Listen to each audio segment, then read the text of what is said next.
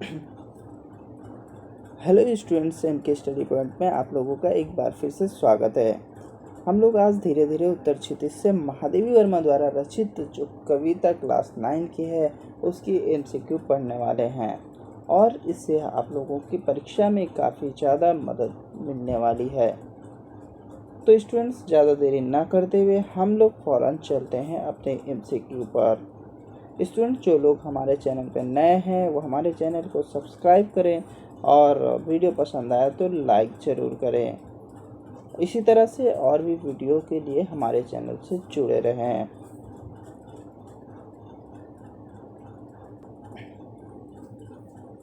Students, हम लोग आ चुके हैं एमसीक्यू पर। जैसे कि आप देख सकते हैं, सबसे पहला एमसीक्यू जो है वो कौन सा है। सबसे पहला एमसीक्यू कहते हैं कविता में आह्वान किसे किया गया है, यानी कविता में किसका आह्वान किया जाता है। शीत रजनी का, वसंत रजनी का, शरद रजनी का या ग्रीष्म रजनी का। तो आपका आंसर होगा वसंत रजनी का। अब यहाँ पर आपका क्वेश्चन होगा कि रजनी शब्द क्या है। तो रजनी का अर्थ होता है रात। वैसे फुल एक्सप्लेनेशन कविता का व्याख्या जो है वो भी आपका उसका लिंक आपको डिस्क्रिप्शन बॉक्स में मिल जाएगा। सो आप वहाँ से लिंक को पर क्लिक करके उसकी व्याख्या, इस कविता की फुल व्याख्या को अच्छे से कर पाएंगे। उसके बाद स्टूडेंट्स, हम लोग क्वेश्चन नंबर 2 पर चलते हैं। अली का अर्थ है, अली का अर्थ है, जो आप लोग जो है यहाँ पर देखे होंगे कविता में लिखा हुआ था अली गुंजत पंजों की किनकिनी। तो यहाँ पर उसमें से अली का अर्थ क्या है। अली का अर्थ है भ्रमर। अभिसार का अर्थ क्या है। अगले क्वेश्चन में अभिसार का अर्थ क्या है। प्रेम से मिलना, क्रोध से मिलना, अभिलाषा व्यक्त करना या दुख व्यक्त करना। तो आपका यहाँ पर आंसर होगा प्रेम से मिलना। धरती प्रसन्न होती है, धरती प्रसन्न होती है वसंत रजनी के कदमों की आहट सुनकर। जी हाँ, ये आपका आंसर है। वसंत रजनी के कदमों की आहट सुनकर धरती क्या होती है, खुश हो जाती है।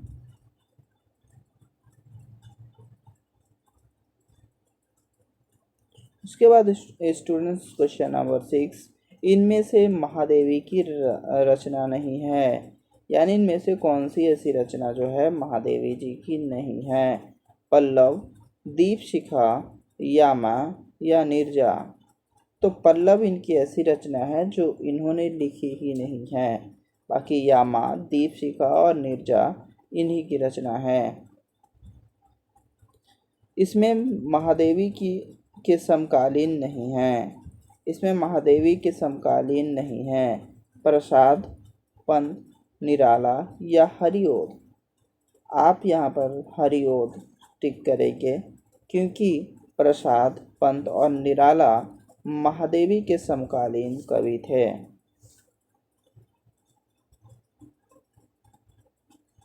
महादेवी वर्मा की प्रारंभिक रचनाएं हैं, यानी उनकी शुरुआती जो रचनाएं थी वो अवधी भाषा में या हिंदी में, ब्रज भाषा में या संस्कृत में। तो ये इनकी जो रचनाएं हैं वो ब्रज भाषा में हैं। उसके बाद आगे बोला गया है स्टूडेंट्स,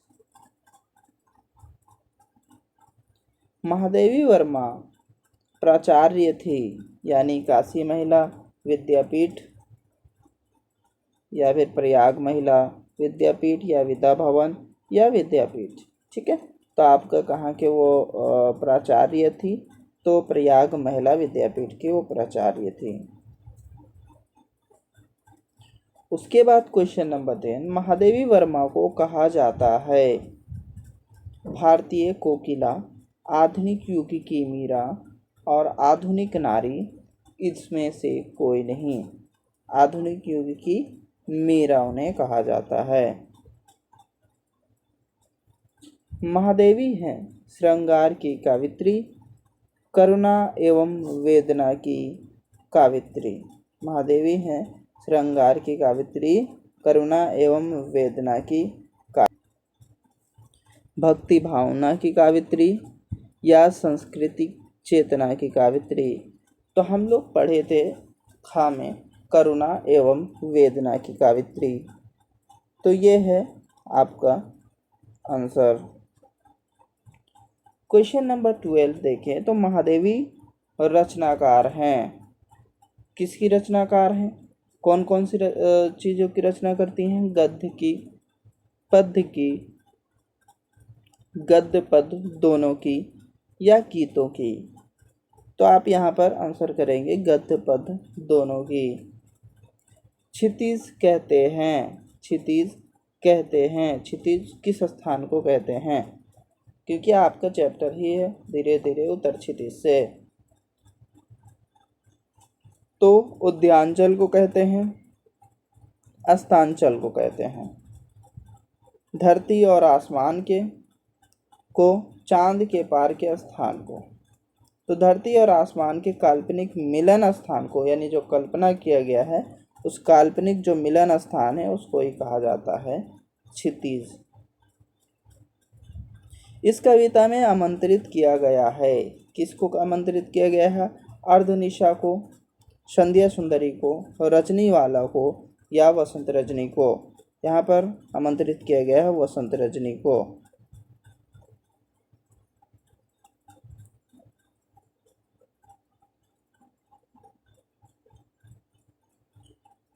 उसके बाद स्टूडेंट्स क्वेश्चन नंबर 15 में हम लोग चलते हैं। और क्वेश्चन नंबर 15 में यहाँ पर क्या कहा गया है? कावित्री वसंत रजनी को आने का निमंत्रण देती है, दुल्हन की तरह, नई नवेली दुल्हन की तरह, प्रौढ़ा नारी की तरह या किशोरी की तरह? तो आप लोगों को पता ही होगा कि वो जो है नई नवेली दुल्हन की तरह आने को कहती हैं। वसंत रजनी के हाथों में होगी, वसंत रजनी के हाथों में होगी वीणा, पुस्तकें, मधुर यादों की अंजलि या पुष्पगुच्छ? तो मधुर यादों की अंजलि उनके हाथों में होगी। वसंत रजनी की वेणी में गुथे होंगे, यानी वसंत रजनी की जो वेणी होंगी उसमें क्या गुथे होंगे? रजनी गंधा के फूल, चांद और सितारे, तारे, महकते फूल। तो यहाँ पर क्या होंगे? तारे, क्योंकि बताया गया था कि उनके वेणी जो बंधन होंगे, ठीक है, तो उसमें क्या जो है तारे जो है गुथे होंगे। वसंत रजनी के कंगन होंगे, वसंत रजनी के कंगन होंगे।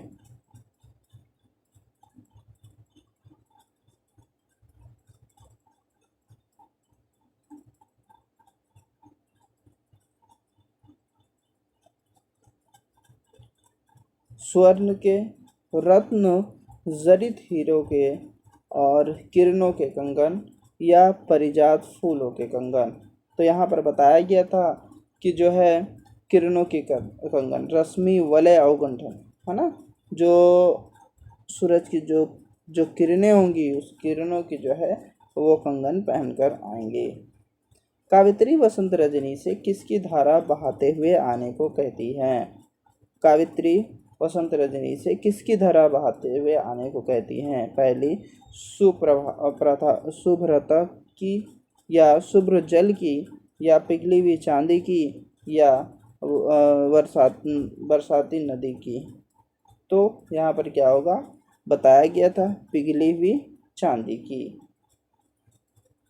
है ना। तरल रजत की धार बहा दे, लाइन आप लोगों को अगर याद हो तो उसी लाइन से ये MCQ है। वसंत रजनी तुम धरती पर आना, हर्षित एवं पुलकित मन से, यानी उनको किस मन से बुलाया गया है? उदास मन से, हंसती हुई और शोर मचाती हुई। तो यहाँ पर होगा हर्षित एवं पुलकित मन से।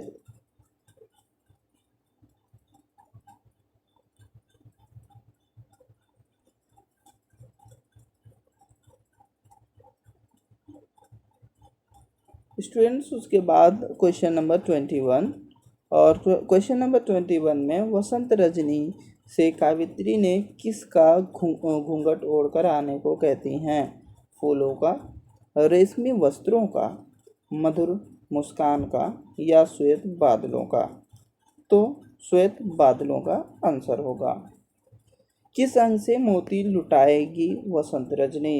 यानी वसंत रजनी को किस अंग से मोती लुटाने को कहा गया है? दोनों हाथों से, अपने नैनों से, मुस्कान से, या इनमें से कोई नहीं? तो अपने नैनों से, ये होगा सही आंसर। वसंत के आगमन के समय वृक्ष क्या करते हैं? फलों से लद जाते हैं, नई कोपलों से ढक जाते हैं, पत्तों को त्याग कर नए पल्लवन धारण कर लेते हैं, पेड़ पौधे सूख जाते हैं। तो ये जो पत्ते हैं यानी पुराने पत्ते को त्याग कर वो नए पल्लवन होते हैं, तो वही इसका जो है क्या होगा? आंसर होगा।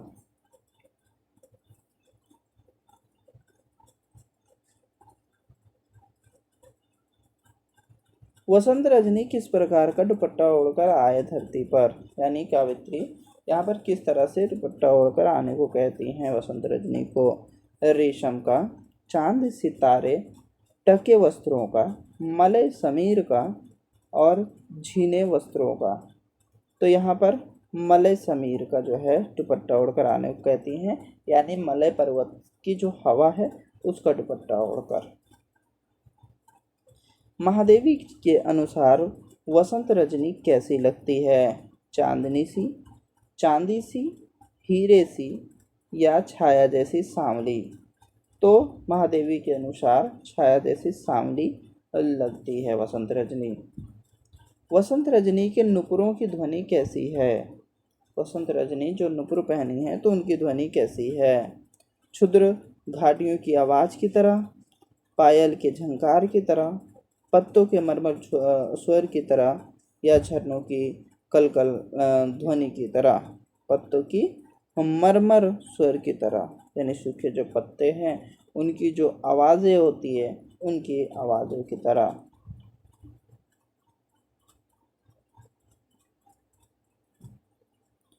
कावित्री की वसंत रजनी से अपेक्षा की, कावित्री की वसंत रजनी से अपेक्षा की उसके रोमकूपों में पुलकित कर देने वाली सपने हों, आँखों में काजल की रेखा हो, आँखें अश्रुपूरित हो, चांदनी से मीठे सपने हों, यानी उसके रोमकूपों में पुलकित कर देने वाले सपने हों। ये होगा सही आंसर, क्योंकि सपने जो रात को जो है वसंत रात्रि ऐसा हो कि लोग जो है मीठे सपने देखें।